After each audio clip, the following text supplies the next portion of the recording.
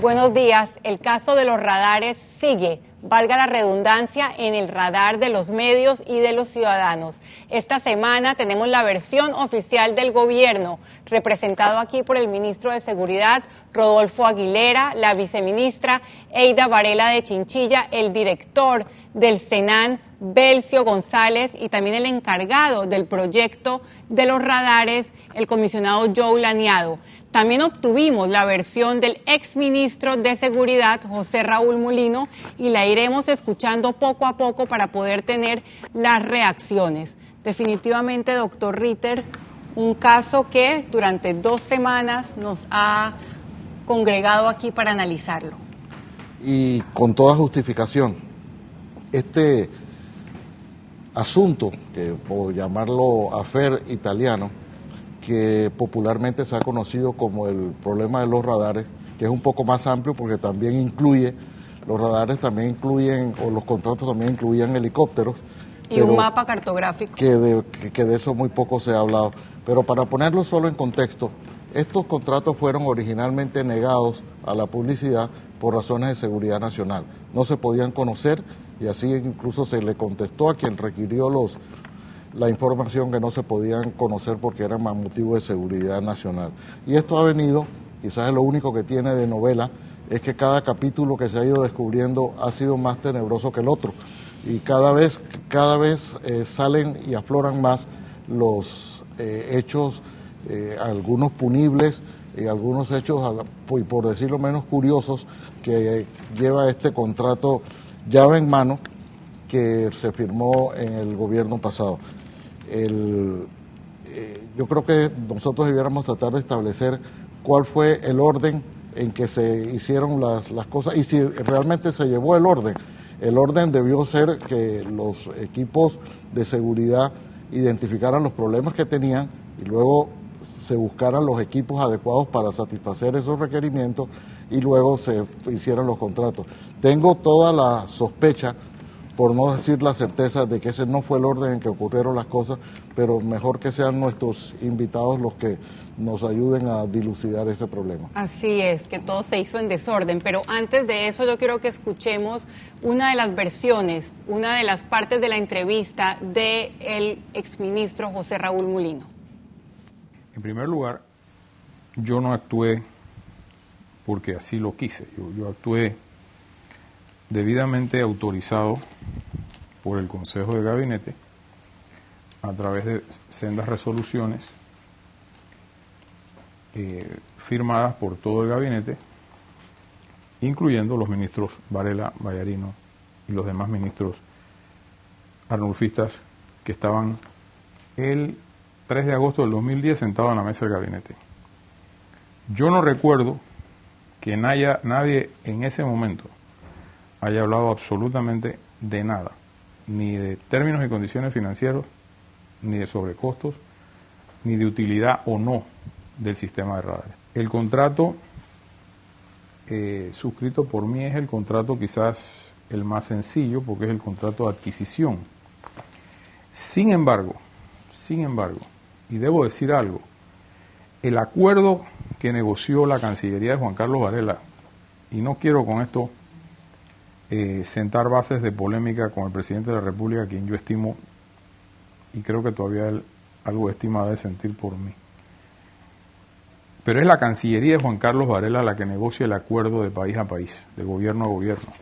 Y yo tengo documentaciones donde con esa Cancillería se intercambian inclusive, quítale este párrafo, ponle del otro, y hay lugares manuscritos de funcionarios de la Cancillería donde incluso aparecía en aquel momento en un borrador la firma del acuerdo por parte del canciller Frattini de Italia. Dos cosas muy claras escuchamos, señor ministro. Uno, en ese momento nadie dijo nada, incluido el actual presidente Juan Carlos Varela. Y dos, esto se da en el marco de un convenio país a país que negoció y firmó el canciller en ese entonces, Juan Carlos Varela. Sí, lo que ocurre usualmente es que el Consejo de Gabinete le da una autorización al ministro para que negocie el contrato y posteriormente suscriba el mismo. pero los términos del contrato le corresponde negociarlos al ministro y debe determinar cuáles son los términos del contrato, realizando un estudio previo de cuáles son las necesidades de la institución y luego conversando con los especialistas de la institución para que le indiquen quiénes son los oferentes de los distintos productos que pueden satisfacer esas necesidades, para luego seleccionar el producto que sea más costo efectivo para esa necesidad. Ese es un proceso que toma usualmente meses. En este caso en particular, la autorización del Consejo de Gabinete fue del día 3 de agosto y el día 6 de agosto ya el ministro había firmado el contrato. Es decir que en términos prácticos estamos hablando de que todo ese trabajo, todo ese proceso de investigar necesidades, investigar propuestas, redactar contratos, se realizó en 2 días. Me parece que esa es una cantidad de tiempo insuficiente para todo lo que había que hacer. No solamente eso sucedió con el contrato de los radares, también con el de los helicópteros. Pasaron solo 3 días desde este acuerdo país a país hasta que se decide la compra de los radares. Desde la autorización por parte del Consejo de Gabinete hasta la firma, pero también desde la firma del acuerdo país a país hasta la celebración del contrato pasaron escasos 30 días. Sabrina, para comprar una casa, una persona promedio se toma 6 meses.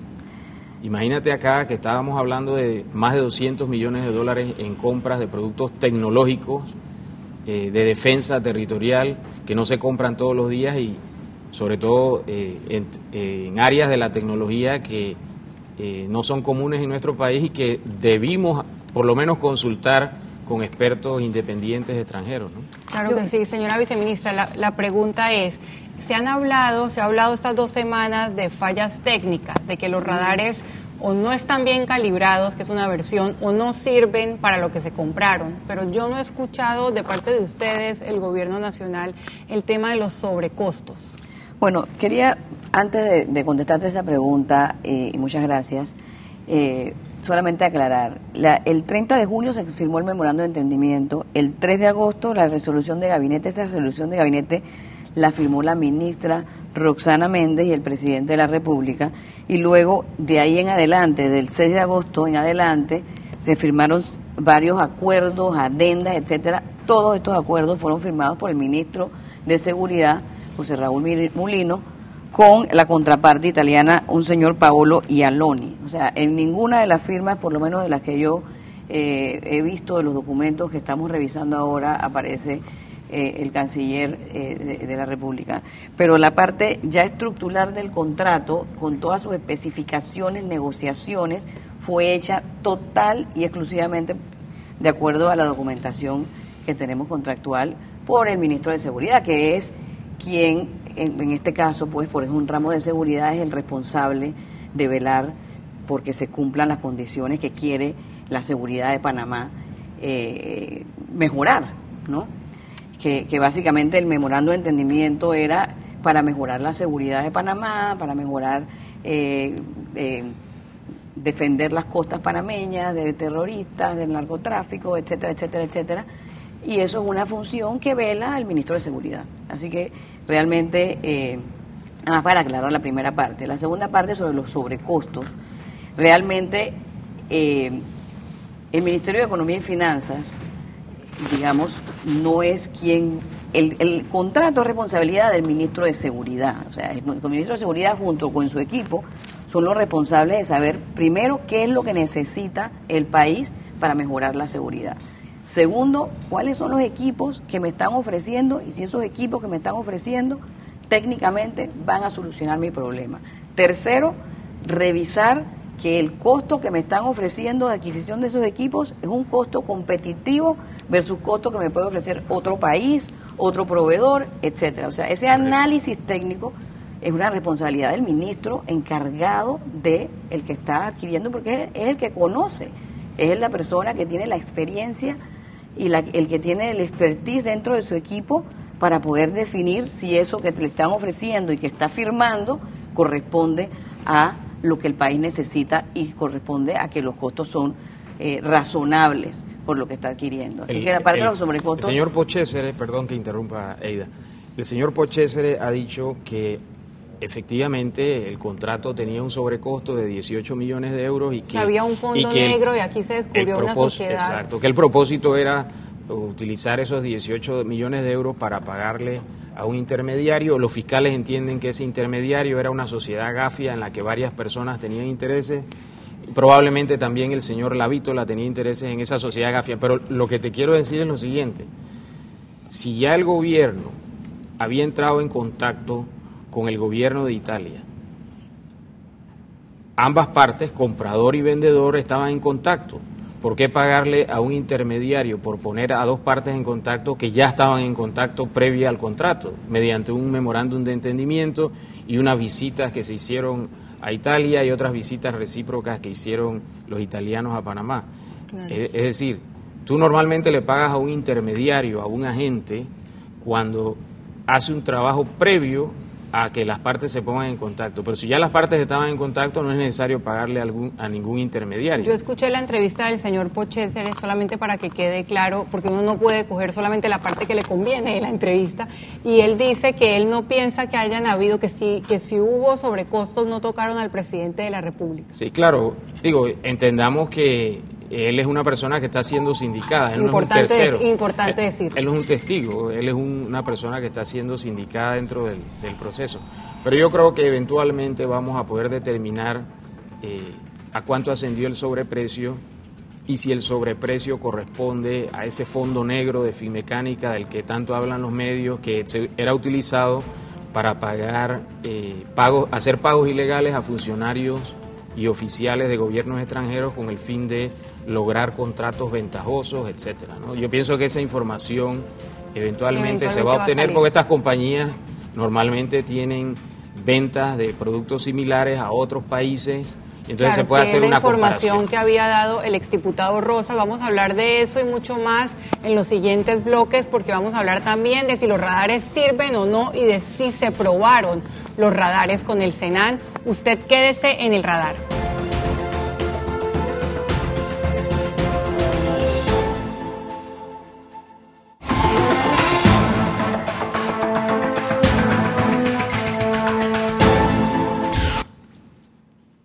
Seguimos en Radar hablando de la compra de estos radares, una novela que pica y se extiende, doctor Ritter.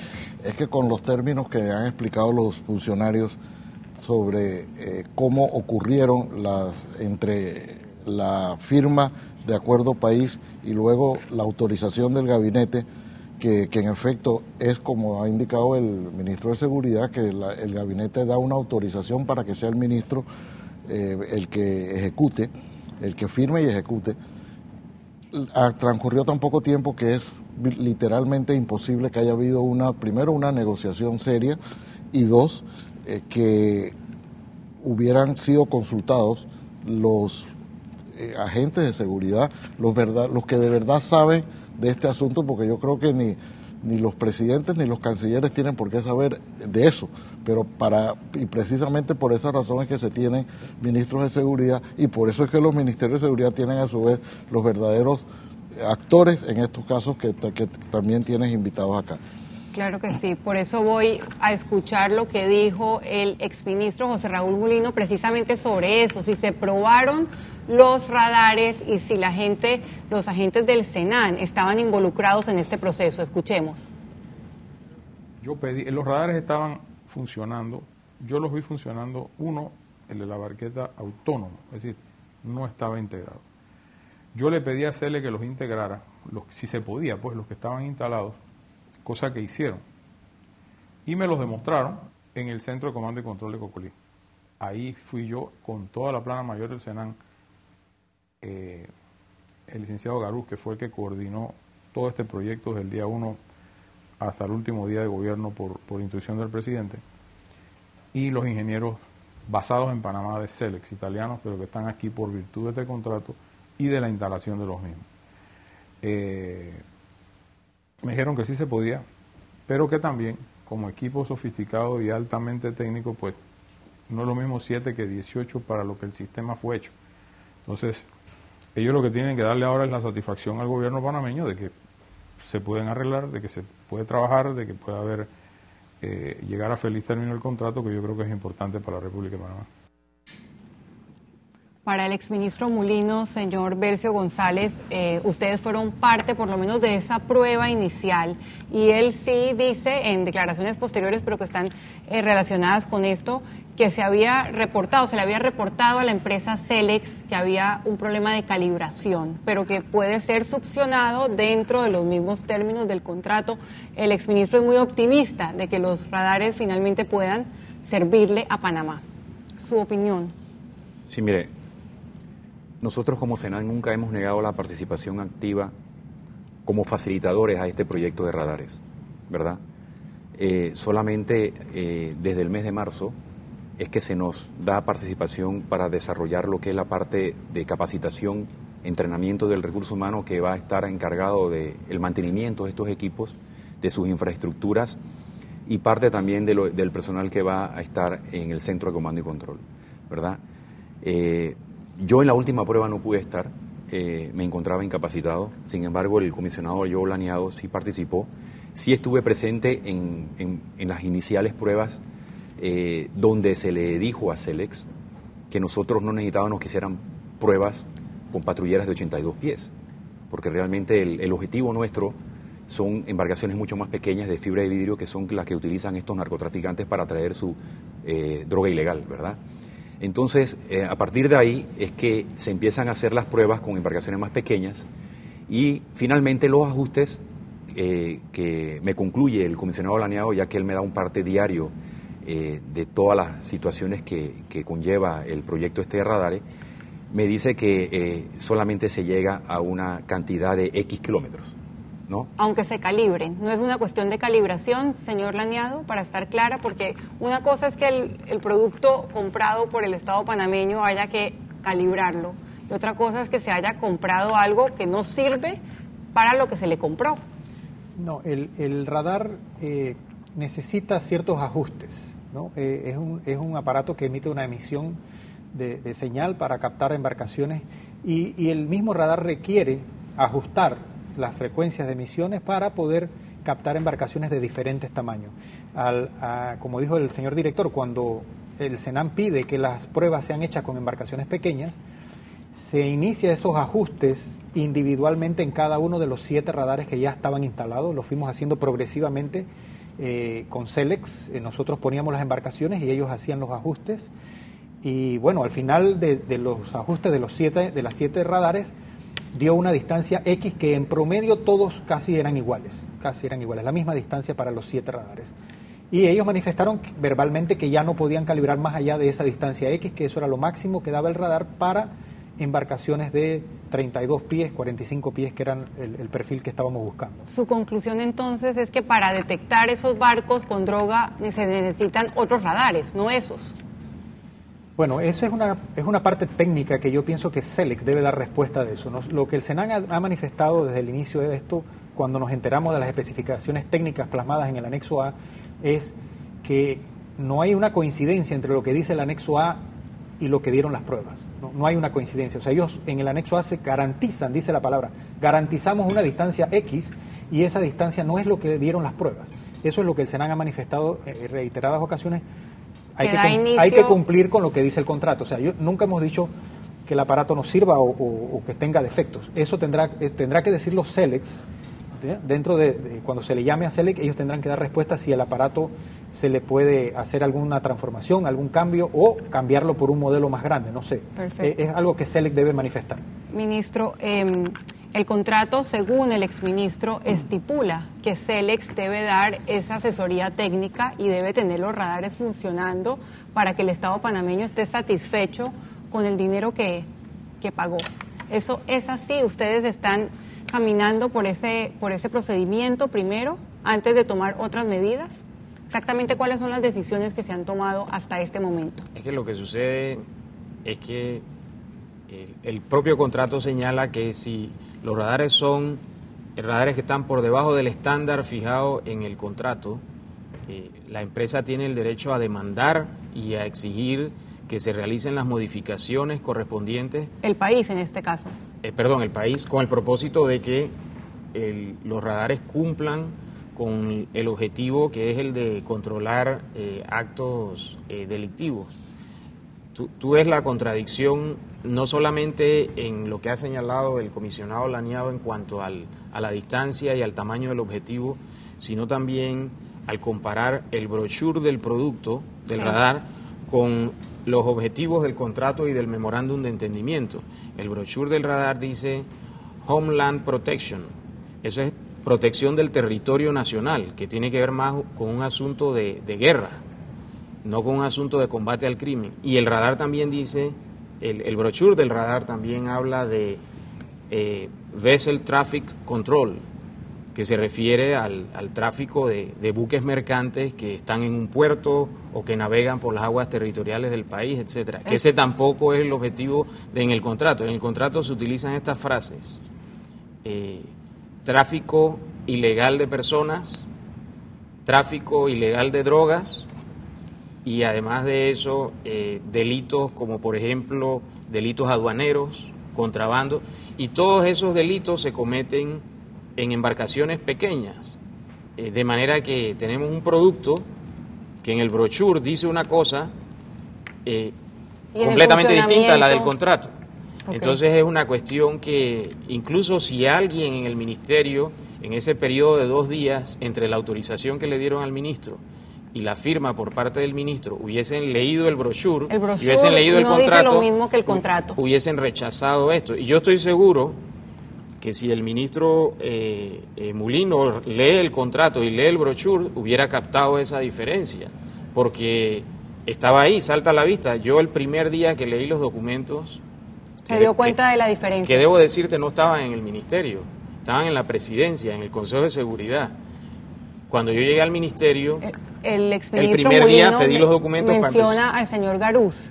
Debe ser por eso que estaban en la presidencia. ¿Qué información tienen ustedes? No, en realidad no tenemos información. Yo no tenía información dónde estaban los radares, dónde estaban los contratos, perdón.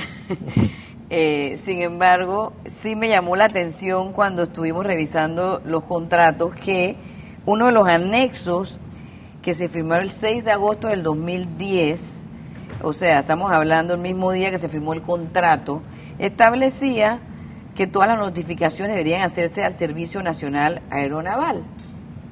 Sin embargo, en la práctica eso no estaba ocurriendo. Todo se manejaba a través del secretario del Consejo de Seguridad. Entonces, de salida, ahí hay una irregularidad. Una irregularidad, algo extraño. Algo que llama la atención. Algo que llama la atención, exactamente. Es que no es parte de las funciones del Consejo de Seguridad estar manejando ver cuestiones un tema del Servicio Naval Aeronaval.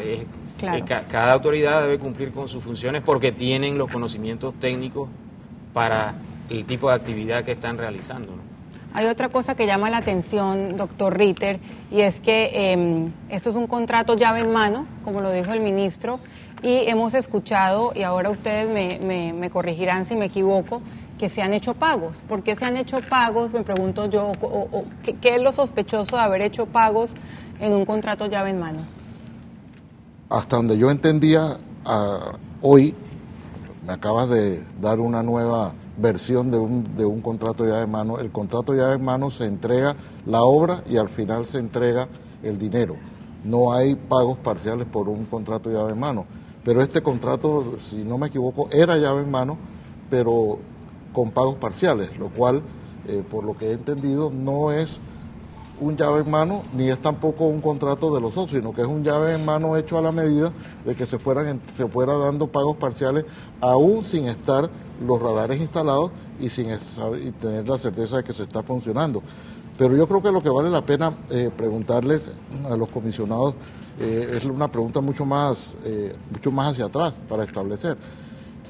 El Servicio Nacional fue consultado previo a la compra de los radares para decir, o sea, ¿quién identificó este es el problema que tenemos?